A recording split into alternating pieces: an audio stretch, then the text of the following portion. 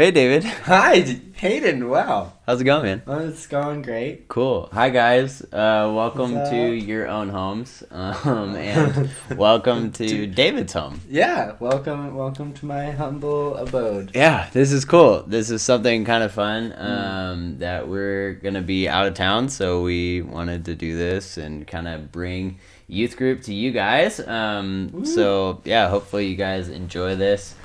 We're going to be talking about something that's kind of been on the mainstream radar a little bit lately, a lot actually, which is justice. And so I think there's like a lot of just different ideas, different thoughts out there, and the Bible has something to say about it. So we're going to be talking about what is biblical justice and what should we be doing as Jesus followers, what can we be doing as a family. And so yeah, I hope you guys just really take this time to set it aside as time with your family. And hopefully this is just restful, but also learning. And so, yeah, we're going to start by actually playing you guys a video from the Bible Project. If you guys don't know what the Bible Project is, they do a lot of really cool things, and they just do a great job of like taking biblical themes or, words and just looking from the beginning to the end of the Bible, like how does it play out? And we're going to just start with that and let you guys watch that, and then we'll come back. If you were a praying mantis, it would be socially acceptable to devour your mate. And if you're a honey badger, you have no regard for other animals. You don't care. If you're a panda with twins, it's normal to abandon one to take care of the other. But if humans do any of these things, we would call it wrong, unfair, or unjust. Yeah, why is that? Why do humans care so much about justice? Well, the Bible has a fascinating response to that question. On page 1, humans are set apart from all other creatures as the image of God. Yeah, God's representatives who rule the world by his definition of good and evil. And this identity, it's the bedrock of the Bible's view of justice. All humans are equal before God and have the right to be treated with dignity and fairness no matter who you are. And that would be nice if we all did that. But we know how the world really works. And the Bible addresses that too. It shows how we are constantly redefining good and evil to our own advantage at the expense of others. Yeah, self-preservation. And the weaker someone is, the easier it is to take advantage of them. And so in the biblical story, we see this happening on a personal level, but also in families, and then in communities, and in whole civilizations that create injustice, especially towards the vulnerable. But the story doesn't end there. Out of this whole mess, God chose a man named Abraham to start a new kind of family. Specifically, Abraham was to teach his family to keep the way of the Lord by doing righteousness and justice. Yeah, doing righteousness, that's a Bible word I don't really use, but what comes to mind is being a good person. But what does that even mean, being good? The biblical Hebrew word for righteousness is tzedakah, and it's more specific. It's an ethical standard that refers to right relationships between people. It's about treating others as the image of God, with the God-given dignity they deserve. And this word justice, it's the Hebrew word mishpat. It can refer to retributive justice. Like if I steal something, I pay the consequences. Exactly.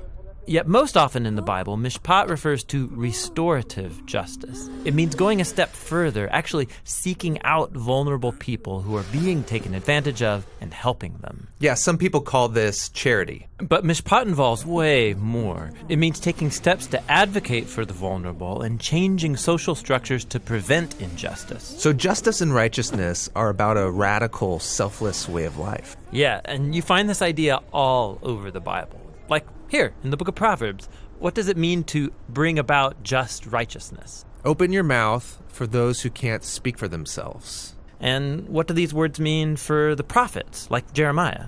Rescue the disadvantaged, and don't tolerate oppression or violence against the immigrant, the orphan, and the widow.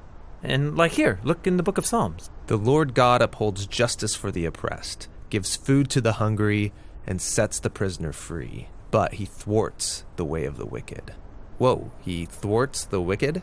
Yeah, in Hebrew, the word wicked is rasha. It means guilty or in the wrong. It refers to someone who mistreats another human, ignoring their dignity as an image of God. So justice and righteousness is a big deal to God. Yes, it's what Abraham's family, the Israelites, were to be all about. They ended up as immigrant slaves, being oppressed unjustly in Egypt. And so God confronted Egypt's evil, declaring them to be rasha, guilty of injustice. And so he rescued Israel. But the tragic irony of the Old Testament story is that these redeemed people went on to commit the same acts of injustice against the vulnerable. And so God sent prophets who declared Israel guilty. But they weren't the only ones. There's injustice everywhere. Yeah, some people actively perpetrate injustice. Others receive benefits or privileges from unjust social structures they take for granted. And sadly, history has shown that when the oppressed gain power, they often become oppressors themselves. So we all participate in injustice, actively or passively, even unintentionally. We're all the guilty ones. And so this is the surprising message of the biblical story. God's response to humanity's legacy of injustice is to give us a gift, the life of Jesus. He did righteousness and justice, and yet he died on behalf of the guilty. But then God declared Jesus to be the righteous one when he rose from the dead. And so now Jesus offers his life to the guilty so that they too can be declared righteous before God, not because of anything they've done, but because of what Jesus did for them. The earliest followers of Jesus experienced this righteousness from God, not just as a new status, but as a power that changed their lives and compelled them to act in surprising new ways. Yeah, if God declared someone righteous when they didn't deserve it, the only reasonable response is to go and seek righteousness and justice for others. This is a radical way of life, and it's not always convenient or easy. It's courageously making other people's problems my problems. This is what Jesus meant by loving your neighbor as yourself. It's about a lifetime commitment fueled by the words of the ancient prophet Micah. God has told you, humans, what is good, and what the Lord requires of you is to do justice, to love mercy, and to walk humbly with your God.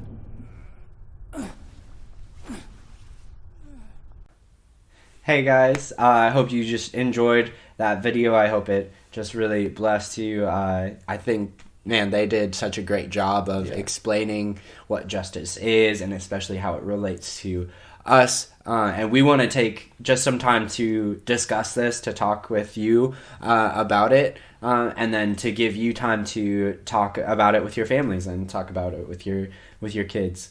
And so what we'd love for you to do right now is we're going to be talking about justice is to go and read Deuteronomy 24 verses 17 through 22 together as a family. Go and read it now, and then come back and play the video and we'll talk about it. Yeah, so click pause in 3, 2, 1.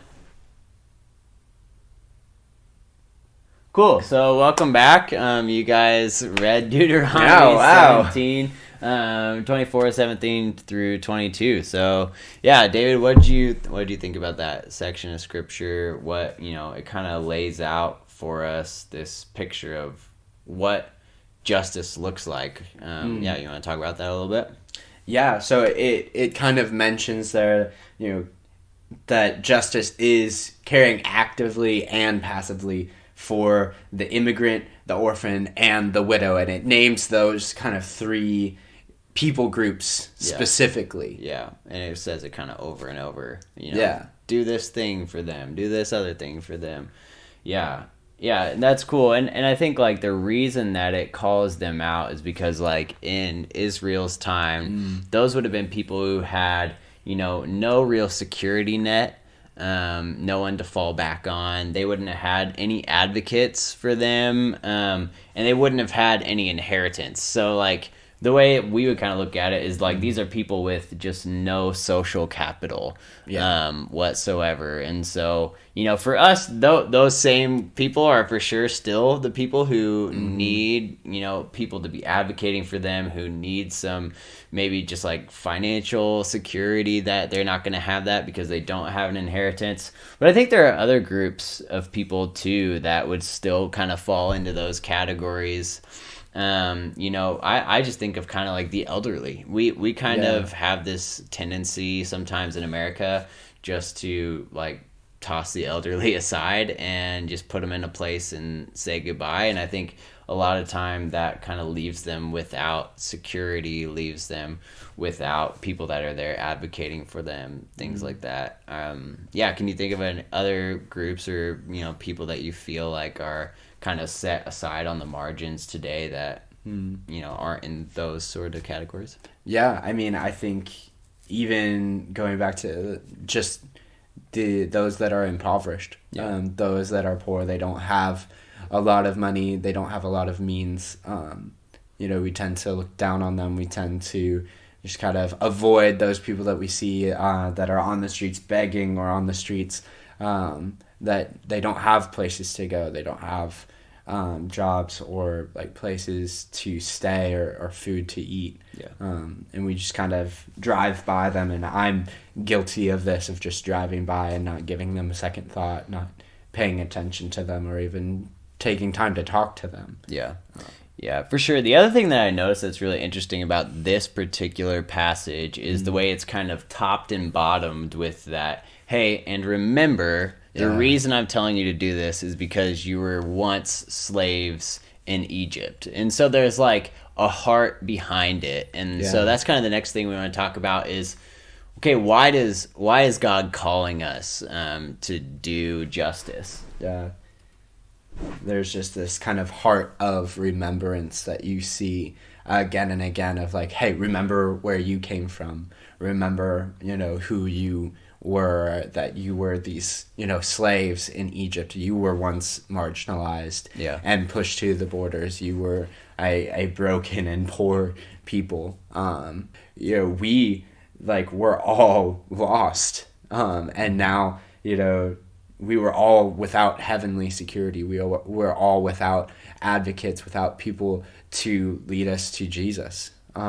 Like there was no way that we could, you know, gain our own salvation. There was no way that we could earn God's favor or find favor with him. Yeah, that's a really good point. So kind of what you're saying is like we were spiritual orphans, spiritual widows, so to speak, without any heavenly security, without anything to stand on as far as, you know, a reason for God to extend us grace. We didn't have any inheritance from God. Like we had been actually actively rebelling against that.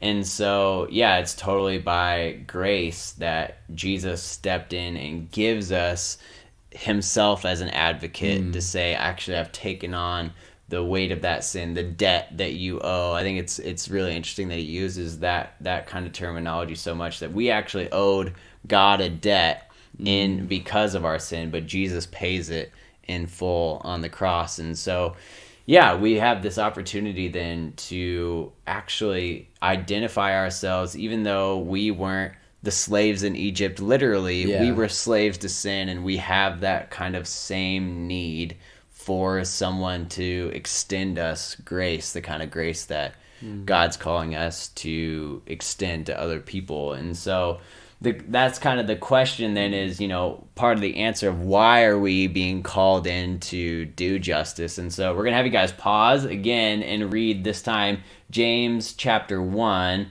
verses 26 through James chapter 2 verse 9, and then we'll answer the rest of these questions together. So click pause in 3, 2, 1, pause. So James kind of shows us that we're not actually supposed to be judging people the way that the world does, because that's not how God views people. He doesn't see us in light of our finances or in light of our status, you know, the kind of ways that we tend to judge people, but he sees us either as people that are far away from him, away in sin, or people that are in Christ. And so we're supposed to, as the church, we're supposed to be a model for what that looks like, which, I mean, to me is such like this beautiful picture of just a diverse group of people that come from all sorts of backgrounds that say, we don't care where you're from or how you got here. We're a family because we're under Jesus. And I think, man, the fact that we as a church get the opportunity to model that to the world of what Jesus's kingdom looks like here and now and what it's going to look like in the future when he returns is such a sweet thing that we're called into. Yeah. I think that's just a really cool perspective of like, man, we have this body of believers that come from all walks of life.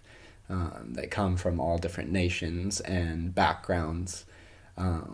People that were down and out, people that are millionaires, people that just understand the love of God and that, God could love them enough. And so at the end of that section in James, there's kind of this almost like a warning, like, hey, so if you're not actively pursuing these people, that's actually sin. Yeah. Which I think is hard for us. A lot of times I think we think of sin as things that we do against God, but this is one of those rare cases where it's like, hey, if you don't do this for other people, then that's sin, which is, just kind of broadens our perspective of like what sin is just like missing the mark of God's standard, right? Like God's standard is love God and love your neighbor as yourself. Yeah. And so this is one of those cases it's hard for us, but I think we tend not to love our neighbor as ourselves in these sort of ways. So the question then is, what should we do? And so we're going to pause one last time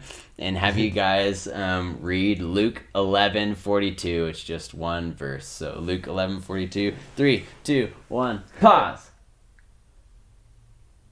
Yeah. So, what do you think about Luke? Yeah, I think it's just really interesting. What he's saying there is like, don't be too busy for justice. We have a tendency to kind of take all of these bad things that we see in the world. So we see poverty, we see people on the streets, we see people that are struggling on their own, like whether it's young mothers with kids, all on their own, or just people in general that are just going through rough times. Yeah. And we tend to kind of take all these bad things and put them in a box, and then we kind of put the box off to the side and forget that they're there. We don't want to deal with the problems of the world. We want to kind of stay in our bubble and be comfortable and not be inconvenienced by anything and just pretend that everything's fine. But the reality is that we live in a broken world. Like, we're so caught up in selfishness and our own sinful pride that we're not, looking at the needs of others and seeing that our lives are not about us, that God has not freed us out from our sin. He's not rescued us from sin so that we can just be, better versions of ourselves and live comfortable lives, but he's freed us up so that we can go unto the nations, so that we can go and just give freely of all that he's given to us. That's totally true. He's given us this abundance of grace in saving us from sin, not so that we can hoard it up for ourselves, but so that we can give it freely too. And I think that's one thing that's actually really hard for us, especially in South Lincoln, because I think a lot of times in South Lincoln we can kind of create this bubble of people that are doing well, or at least on the outside doing well. And so when we're just going from school to sports activities to church to extracurriculars to dinner to homework to bed, if that's kind of our routine, then we just like don't even see the poor, the orphan, the immigrant, the widow in our just day to day. And so I think one thing that's a real challenge that we're gonna have to just like encourage each other, and that we're kind of calling you guys to, is, man, if you feel like you're not actually encountering people that are on the margins on a regular basis, you probably need to free up some space in your time and in your schedule to actually go to these people. And like, that's actually a beautiful thing, because that's exactly what Jesus did, right? Like, Jesus was living in perfection. He was with God. There was no reason for him to step outside of that bubble. And yet, in his love and his passion for us, he came to earth to bring his grace and his mercy and his love to us. And so the fact that we have the opportunity now to do the same thing is pretty beautiful. So where do we start with kind of getting practical with this? Yeah. I mean, if you're at home and you're maybe feeling a little bit of uncomfortableness, or maybe you're looking at it like, oh man, like, yeah, I haven't really sought my neighbor. I haven't really sought this. Like, we believe that that's the Holy Spirit, and we would just tell you, like, hey, don't ignore that, but step into that and step out. And there are just different ways that God has blessed us so that we can bless others, and different organizations and places around here in Lincoln that you can volunteer at, or just be in like ministries that you can be involved in. One of my favorite ministries is called Save the Storks. Basically they advocate for women that are seeking abortions or seeking just help with pregnancies. And so they offer resources there to basically just offer free ultrasounds and free resources for these women to hopefully choose to keep the child. And it's a beautiful thing, and it's just really a great resource for single mothers and those that are that don't feel like they have any other options. Yeah, a couple other sweet organizations here in Lincoln that I've been super blessed just to be involved in. One is called Atlas, and basically what they do is they pair people with one of those poor orphan widow sort of people, a marginalized person, a person that needs someone to advocate for them, and they just put you in a discipleship relationship with that person, which is so cool. Just say, like, walk with this person, point them to Jesus, bring them to church with you, and let's help break this cycle of where they're at, of getting stuck again. And then another one that I help at is called the Reintegration Program, and it's targeting people who are inmates and are getting ready to get out of being in prison, and basically saying, how can we help you reintegrate into society and not fall back into the things that you were in before. And so, just digging deep with, okay, a lot of them are in there for like drug abuse or like stealing to keep a habit, things like that. So getting to the heart of the issue, which is like, okay, why are you actually going into these things? It's probably because you've had some trauma in your life, or you're grieving or something like that, and then pointing them to Jesus in that. So one question that I would ask you guys, and that we're going to kind of turn over to you, is what breaks your heart as a family? Like, when you see people hurting, when you see people that are on the margins, who are the people that really break your heart? Is it the orphans, people that literally just don't have parents, or is it the elderly because they just feel like they got shoved over there and that breaks your heart? Is it widows? Is it inmates? Is it, single mothers that are just struggling to figure out what to do?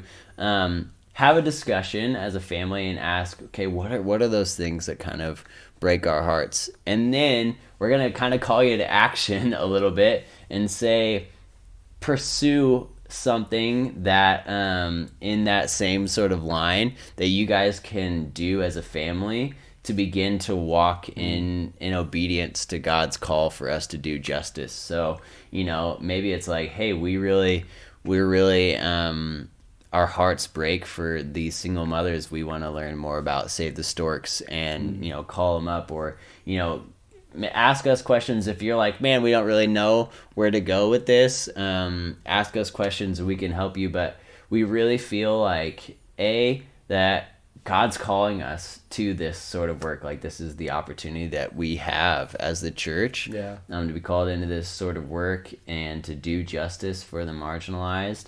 And B, we think that when you guys as a family go and serve and volunteer and give your time and bring these sorts of people into your lives, that you're just going to see Jesus do amazing things in your family when you just walk obediently in discipleship with him and that, and just doing justice and loving your neighbor. When you do that as a group, man, amazing things happen. So yeah, so take maybe the next 10 to 15 minutes just to talk with your kids, talk with as a family, and pray for those that are just less fortunate than us, that don't know Jesus.